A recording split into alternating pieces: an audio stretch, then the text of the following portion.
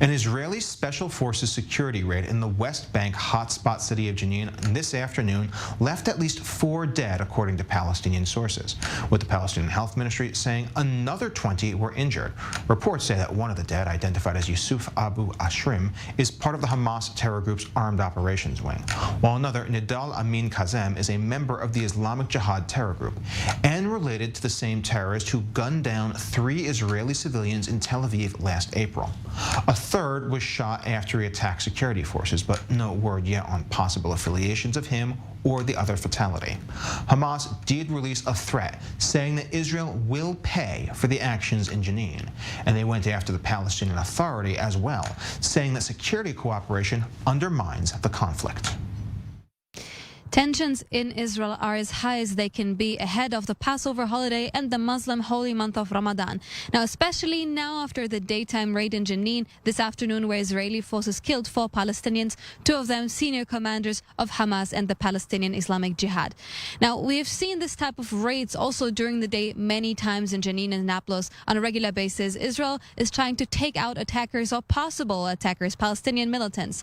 And this year alone, more than 70 Palestinians were killed by Israeli forces, mostly militants, but not only. And on the Israeli side, 14 people, 13 Israelis and 1 Ukrainian national died in Palestinian attacks. But usually during this time of the year, all eyes are on the Al-Aqsa compound or the Temple Mount.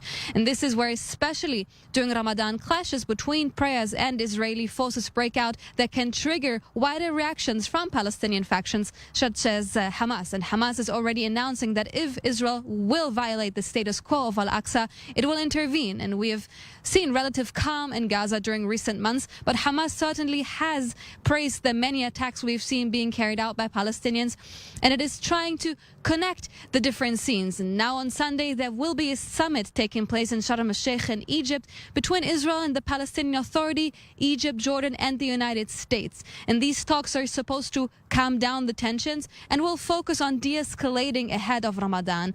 And the Palestinian Authority will for sure want to discuss these regular Israeli raids in the West Bank. And this comes after the Aqaba summit in the late February that meant to discuss similar issues ended without any tangible results. And the settler attack in Hawara has also received international attention and has sparked fear for wider escalation in this region. And this week, we're also reminded that Israel has another front line, the northern border. And one individual that crossed into Israel from Lebanon placed a car bomb, injured 1. And when he was called, he had a suicide belt on him and he was shot dead. But this incident raised serious questions, the background of this individual, possible connections to Hezbollah, and of course, how we could infiltrate Israel. These questions will now have to be assessed. And concerning this raid today in Jenin, Hamas issued a statement saying that they oppose the participation of the Palestinian Authority in the Sharm el-Sheikh summit and that Israel will, quote, pay for the crime today in Jenin. A reaction still has yet to be seen.